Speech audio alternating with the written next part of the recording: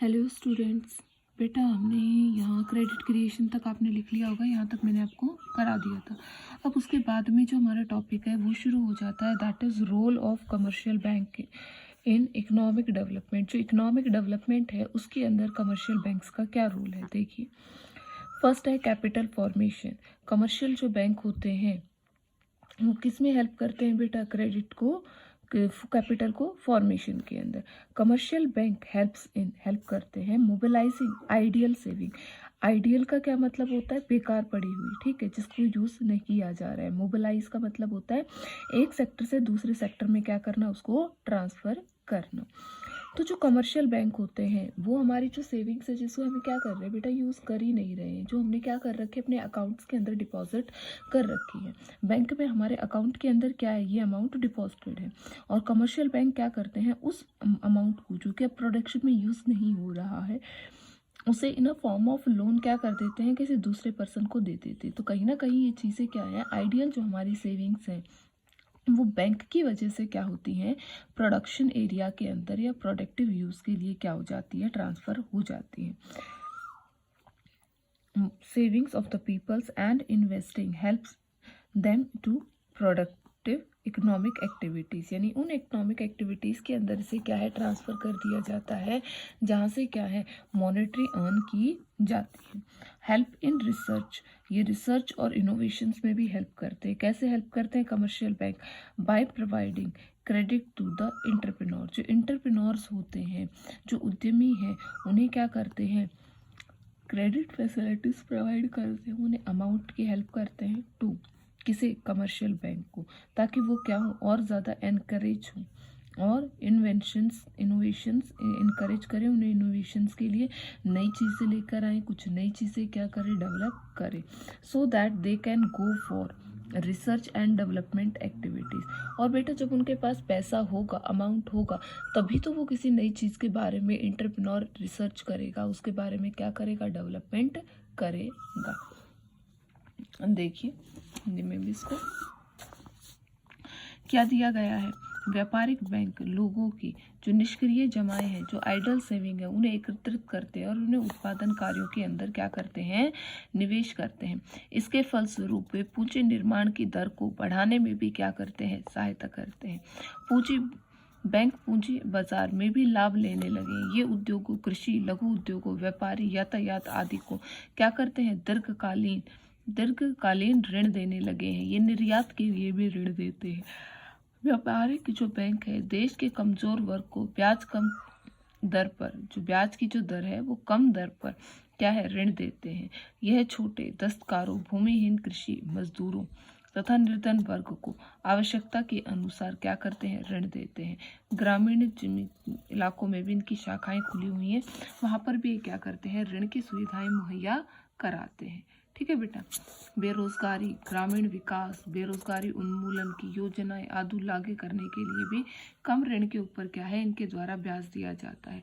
प्रत्येक जो व्यापारिक बैंक है ग्रामों को ग्रोथ लेने की योजना, विलेज एडेप्टेशन स्कीम के अनुसार अपने कार्य क्षेत्र को ठीक है गोद लेकर उसके संपूर्ण विकास के लिए उत्तरदायी संभाल लेता है। इन गाँवों का सर्वांगी यानी कि चारों तरफ से क्या है, विकास करने के लिए ये हेल्प करते हैं। तो ये सारे बेटा आपको क्या दिए गए हैं, सोशल फंक्शंस दिए गए हैं कि जो हम क्या करते हैं अपने समाज की वेलफेयर के लिए किए जाते। अब इसके बाद में development of rural sector, rural sector की डेवलपमेंट में भी क्या करते हैं बेटा, हेल्प करते हैं। देखिए development of rural sector, commercial bank helps in the development of rural sector by giving loan. बेटा रूरल सेक्टर के भी हेल्प करते हैं, क्या करके, उन्हें लोन फैसिलिटीज प्रोवाइड करके। Rate of interest to the farmers, this facilitates farmers to develop rural sector, और ये फार्मर्स को हेल्प करता है रूरल एरिया के अंदर उनके डेवलपमेंट्स के अंदर। ठीक है। Implementation of monetary policy, monetary policy को भी क्या करते हैं, हेल्प करते हैं इम्प्लीमेंट करने में। Commercial bank assist central bank की हेल्प करते हैं इन इफेक्टिव अच्छे से इम्प्लीमेंट करने के लिए मॉनेटरी पॉलिसी को टू कंट्रोल, ताकि वो क्या है, जो सप्लाई है मनी की उसे क्या कर सके, इकोनॉमी के अंदर कंट्रोल किया जा सके। And thus controlling inflation and deflation. Inflation और डिफ्लेशन की जो स्थितियाँ होती हैं, इन्फ्लेशन का मतलब होता है कीमतों का बढ़ना और डिफ्लेशन का मतलब होता है कीमतों को घटना। तो ये दोनों ही प्रकार की जो स्थितियाँ होती हैं इन्हें क्या है, संभाला जाता है। एम्प्लॉयमेंट अपॉर्चुनिटीज़, सेंट्रल बैंक क्या करता है, प्रोवाइड करता है लोन, किसको, लो रेट ऑफ इंटरेस्ट के, for the various self employment schemes which reduce various जो सेल्फ एम्प्लॉयमेंट स्कीम्स होती है उनके लिए, जिससे कि क्या है और ज़्यादा वो लोग डेवलप होते हैं। अब आता है आपका बेटा एक main aspect, that is central bank. Central bank का आपका टॉपिक शुरू हो जाता है। तो बेटा टॉपिक के साथ साथ पहले एक चलो एक बार मैं आपको इसको करा देती हूँ थ्योरेटिकल, उसके बाद में मैं इसके फंक्शंस और जो भी इसमें टॉपिक आपके दिए गए हैं, ठीक है, कंट्रोलर एज अ क्रेडिट के क्या टूल्स हैं क्रेडिट क्रिएशन को या क्रेडिट को रोकने के लिए। और आई होप कल जो मैंने आपको नोट्स दिए थे वो आप लोगों ने लिख लिए होंगे, क्योंकि बेटा वो लिखने भी हैं। Please do right your notes in your fair notebook. अब आ जाइए बेटा सेंट्रल बैंक के ऊपर। इतना तो आप सब लोगों को पता है कि सेंट्रल बैंक क्या है, is an apex institute. Apex का मतलब होता है एक हायर, यानी कि इससे ऊपर क्या है, कोई भी नहीं है। सेंट्रल बैंक क्या है, अपेक्स इंस्टीट्यूट है ऑफ द कंट्री, हमारे देश का। दैट कंट्रोल जो क्या है, कंट्रोल करता है, ठीक है, और रेगुलेट करता है किसको, मॉनेटरी को, पैसे को, ठीक है, and the financial system of the country. और हमारे देश का जो मौद्रिक क्या है सिस्टम है, जो फाइनेंशियल सिस्टम है, उसे भी क्या किया करता है, नियंत्रित करता है। इन इंडिया, इंडिया के अंदर रिजर्व बैंक ऑफ इंडिया क्या है, ऑपरेट करता है, काम करता है एज अ सेंट्रल बैंक की तरह। इसके बाद में हिंदी में भी देख लीजिए बेटा आप लोग, केंद्रीय बैंक, ठीक है, देश की मौद्रिक व्यवस्था की सिरमौर, यानी कि अपेक्स इंस्टीट्यूट है, यानी कि उसका सर्वोच्च है। यह देश की समस्त जो बैंकिंग व्यवस्था को नियंत्रण करता है, मौद्रिक नीतियों का निर्धारण करता है। केंद्रीय बैंक नोट जारी करता है। यह सरकार और अन्य बैंकों का बैंकर, यानी कि सरकार का जो बैंक है वो भी क्या होगा बेटा, आरबीआई कहलाएगा। और जो बैंक है, बैंकों के ऊपर क्या है, एक बैंक है, ठीक है। यह मुद्रा व साख का क्या करता है, नियंत्रण करता है। भारत में केंद्रीय बैंक का नाम reserve Bank of India RBI है, ठीक है बेटा। अगर हम देखते हैं इसकी परिभाषा according to the professor D Nocock के अकॉर्डिंग, केंद्रीय बैंक वह बैंक है जो देश की मौद्रिक और जो बैंकिंग जो ढांचा है उसका उसके शिखर पर होता है, यानी कि उसको संभालने वाला जो होता है उसे हम क्या कहते हैं, केंद्रीय बैंक कहते हैं। अगला आ जाता है बेटा फंक्शंस ऑफ सेंट्रल बैंक, कि जो सेंट्रल बैंक है उसके क्या फंक्शंस है बेटा। पहला जो इसका कार्य है, मेन जो वर्क है वो क्या होता है, नोट जारी करने का एक अधिकार है, मोनोपोली है नोट को इशू करने की, कि जो नोट है उन्हें कौन इशू करेगा बेटा, ओनली सेंट्रल बैंक क्या करते हैं, इशू करते हैं। अब इंग्लिश में भी आपके दिए हुए हैं बेटा, ठीक है, लेकिन इससे पहले इंग्लिश में एक चीज़ और आपका टॉपिक है फीचर्स, मतलब जो सेंट्रल बैंक के बारे में उसकी कुछ विशेषताएं हैं। सेंट्रल बैंक क्या है बेटा, अपेक्स बैंक है और रेगुलेट करता है पूरी की पूरी मनी सप्लाई को, ठीक है।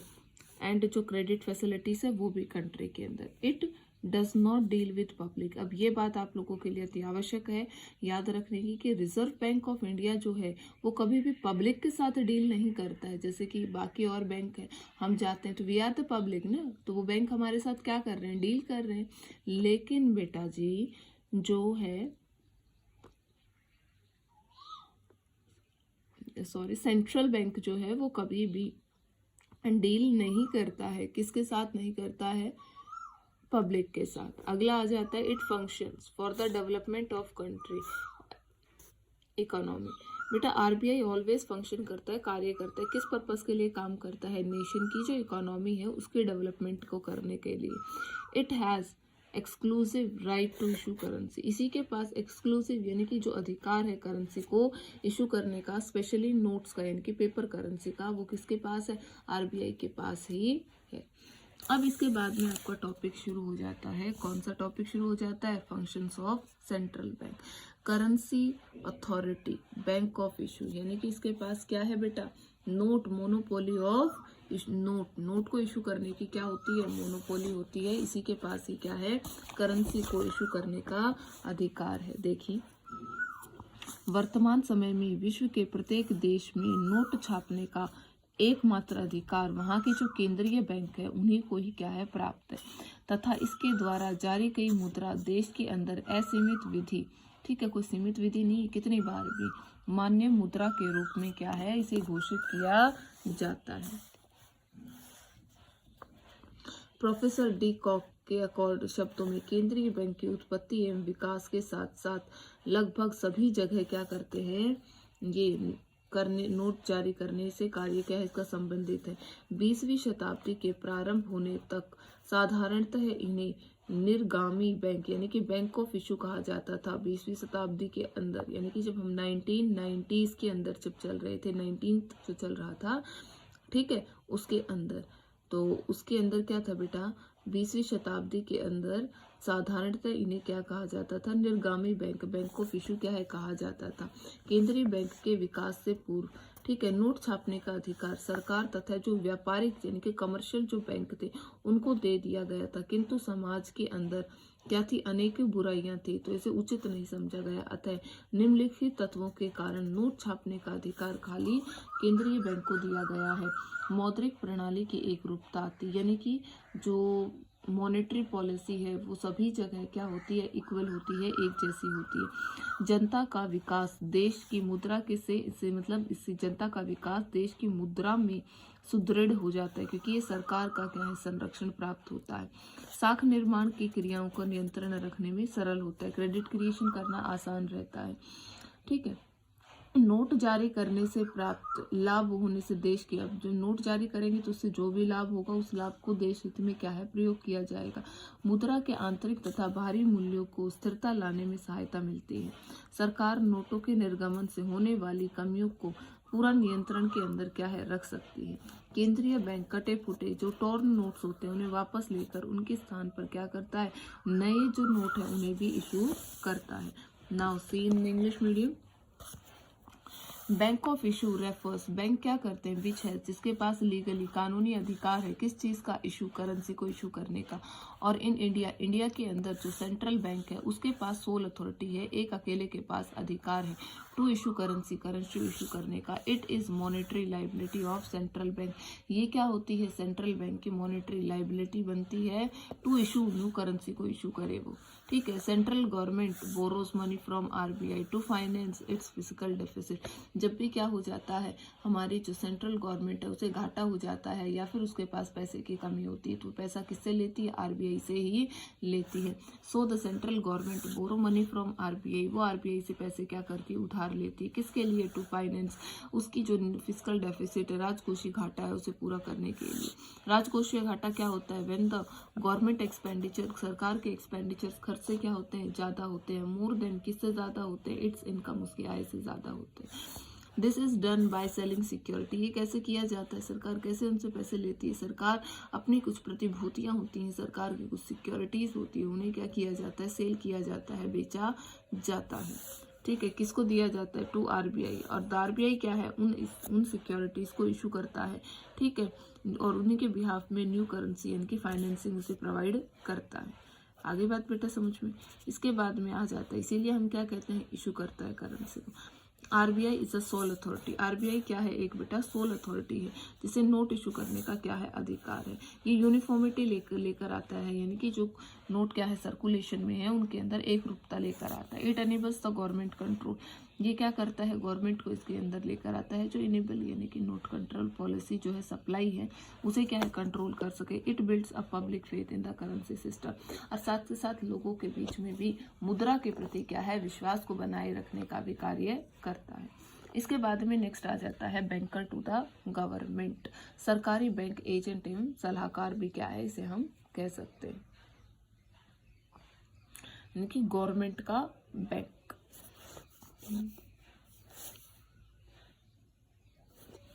गवर्नमेंट का बैंक इसको क्या क्यों कहते हैं, तो बेटा हिंदी में थोड़ा ज़्यादा इसको लंबा खींच के दे रखा है, तो हिंदी में आपके पास है, आपने नोट्स लिख लिए होंगे तो आप उसको पढ़ लेना, समझ लो भी यहाँ पर मैं इसके साथ ही, ठीक है। Banker to the government, government का क्या है, बैंक है। Carry out all the banking business of the government, बेटा आरबीआई क्या करता है, रिजर्व बैंक ऑफ इंडिया ही जितने भी गवर्नमेंट के यानी कि सरकारी जो कामकाज होते हैं, पैसों के लेन देन होते हैं, वो सारा का सारा कौन करता है, रिजर्व बैंक ऑफ इंडिया ही करता है। Government keep its cash balance on the current account. बेटा गवर्नमेंट का ही क्या है, सेंट्रल गवर्नमेंट का ही खाता है आरबीआई के अंदर, वो आरबीआई के अंदर गवर्नमेंट का करंट अकाउंट है, उस करंट अकाउंट में क्या कराती है, उस कैश बैलेंस को डिपॉजिट कराती है। ठीक है। इट एक्सेप्ट रिसिप्ट, वो रिसिप्ट भी लेते हैं, डिपॉजिट्स भी लेते हैं, सरकार के पेमेंट भी देते हैं, आउट ऑफ एक्सचेंज रिमिटेंस भी करते हैं, एंड अदर जो बैंकिंग जितने भी ऑपरेशंस जो बैंक क्या करते हैं हमें प्रोवाइड करते हैं कमर्शियल बैंक, उसी तरह की सारी फैसिलिटीज़ क्या करता है आरबीआई भी गवर्नमेंट को, सेंट्रल गवर्नमेंट को बेटा प्रोवाइड करता है। Granting loan and advances, central bank क्या करता है, प्रोवाइड करता है, क्या चीज़ प्रोवाइड करता है, short term credit to the government, government को शॉर्ट टर्म क्रेडिट यानी कि कम समय अवधि के लिए भी देता है, so that the government can meet any shortfall receipts over expenditures. बेटा सरकार को की जो भी क्या होती हैं शॉर्टफॉल्स होती हैं, यानी कि जब भी सरकार के खर्चे ज़्यादा होते हैं और आय उसकी कम होती है तो उन परिस्थितियों के अंदर क्या है ये काम करता है। अब इसके बाद में आ जाता है मैनेजिंग पब्लिक डेप्ट, यानी कि जो पब्लिक डेप्ट है, manage all new issue of government loan. Government company public कंपनियां होती हैं तो उनका जो लोन होता है वो सारा ही क्या है आरबीआई देखता है। All new issue of government के सारे मैनेज करता है जो न्यू लोन्स को इशू किया जाता है। पब्लिक सेक्टर के डेप्ट जो आउटस्टैंडिंग है उसके लिए भी हेल्पफुल करता है। ठीक है। मार्केट फॉर पब्लिक सिक्योरिटीज़ के लिए भी क्या करता है, एक रेडीमेड मार्केट प्रोवाइड करता है ताकि उन्हें इजीली क्या किया जा सके, सेल किया जा सके। इसके बाद में पॉइंट आता है एडवाइज़र। बेटा सेंट्रल बैंक क्या करता है, एक तरह से ही एडवाइज़र का काम करता है, जो सरकार को समय समय पर क्या करता रहता है, एडवाइस देता रहता है, बताता रहता है क्या करना है क्या।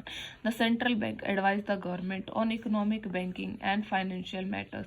इन मैटर्स के ऊपर, इकोनॉमिक फाइनेंशियल मैटर्स के ऊपर ऑलवेज क्या करता है आरबीआई सरकार को एडवाइस देता रहता है, particularly in the field of the resources, कितने रिसोर्सेज है, कैसे उनको मोबिलाइज करना है, प्लानिंग क्या करनी है, तो एडवांस क्या करता है उसे प्रोवाइड करता है। Agent to the government, it collects the taxes. तो बेटा सरकार को हम टैक्स देते हैं लेकिन कलेक्ट कौन करते हैं, बैंक करते हैं। तो इस तरह से सेंट्रल बैंक क्या करता है, एज एन एजेंट का काम करता है, बाकी सभी बैंकों को निर्देश देता है किस चीज़ के लिए, and other payments on the behalf of government, कि गवर्नमेंट के बिहाफ की जितनी भी क्या होती हैं पेमेंट्स होती हैं, so that they can be done, उन्हें भी क्या है किया जा सके। अगला पॉइंट आ जाता है bankers bank and supervision. As a bank, ठीक है, एज अ सुपरवाइज, जब आरबीआई क्या करता है एज अ बैंकर बैंक के रूप में काम करता है या फिर एक एज अ सुपरवाइजर की तरह क्या करता है काम करता है। एज अ बैंकर्स बैंक, अगर बैंकर्स बैंक के अकॉर्डिंग अगर हम इसे देखते हैं तो देखिए bankers bank it perform the following works, custodian of cash reserve. बेटा मैंने आपको कल बताया भी था कि जो कैश का रिजर्व होता है सीआरआर, जो कि हर एक कमर्शियल बैंक क्या करता है उस पैसे को सेंट्रल बैंक के पास आरबीआई के पास क्या कराता है, डिपॉजिट कराता है। RBI hold a part of cash reserve of the basic because commercial bank are supposed to deposit CRR with the central bank, कि जो सीआरआर का है, जो कैश रिजर्व रेशियो है, वो ऑलवेज हर एक बैंक को, हर एक कमर्शियल बैंक को क्या करना है आरबीआई के पास डिपॉजिट कराना होता है। क्लियरिंग हाउस फंक्शन, आरबीआई क्या करता है सेंट्रलाइज क्लियरिंग का काम करता है। रेमिटेंस यानी कि हम कहीं पर भी हो, क्लियरिंग का मतलब है कहीं पर भी हो, किसी भी दुनिया कोने में हो, वहीं से क्या कर सकते हैं पैसे हम ले सकते हैं, अपने अकाउंट से निकाल सकते हैं। तो ये जो अपने पैसे का कहीं से भी निकालना क्लियरिंग फैसिलिटीज होती हैं। ठीक है, तो बैंक हमें ये क्लियरिंग फैसिलिटीज, ये रेमिटेंस फैसिलिटीज प्रोवाइड करते हैं। तो सेंट्रल बैंक होल्ड करते हैं जितना भी एक्सेस रिजर्व होता है, एक्सेस पैसा होता है बैंकों के पास, to meet any clearing drains due to the settlement, तो जितनी भी सेटलमेंट्स होती है उनको करने के लिए। अब मैं आपको एक पॉइंट है ये यहाँ पर आई थिंक पहले करा देती हूँ, आगे फिर बाद में करेंगे। देखिए बेटा एक तो ये बैंक हो गया ए, एक हो गया बेटा ये बी बैंक। ठीक है, ये के जो है ये एक व्यक्ति है, उसका खाता जो है ना वो ए बैंक के अंदर है, इसका जो अकाउंट है ना के का वो ए बैंक के अंदर है, लेकिन बेटा वो कहीं चला जाता है, वहाँ पर ए बैंक उसको नहीं मिलता है, उसे क्या मिलता है बी बैंक मिलता है। तो वो बी बैंक में जाता है, चेक देता है और वहाँ से क्या कर लेता है मनी कलेक्ट कर लेता है। ठीक है, अब ये इसको पैसे दे रहे हैं तो क्या ये बैंक इससे मांगेगा? नहीं, ये सारा काम कौन करता है? आरबीआई। ये जितना भी इनका रिमिटेंस होता है ना, यानी कितने पैसे आए, तो आरबीआई क्या करेगा? ये आरबीआई के पास जाएगा, आरबीआई क्या करेगा? यहाँ पर उस अमाउंट को डिपॉजिट करेगा। तो इस तरह से आरबीआई क्या करता है? क्लियरिंग हाउस फंक्शन का भी काम करता है। ठीक है, the claim of any bank against other, तो कन्वीनियंटली क्या है? आरबीआई के द्वारा सेटल किए जा सकते हैं, और जो कैश रिजर्व हमने रख रखा है वहीं से क्या है? सेटल किए जाते हैं। फिर कैश रिजर्व को अगर वहाँ यूज कर लेंगे, पैसे कम पड़ जाते हैं, तो वो बैंक क्या करता है? और पैसा वहाँ पर क्या कर देता है? उस अकाउंट में ट्रांसफर कर देता है। चलो, तो आगे बेटा कल करेंगे। Thank you.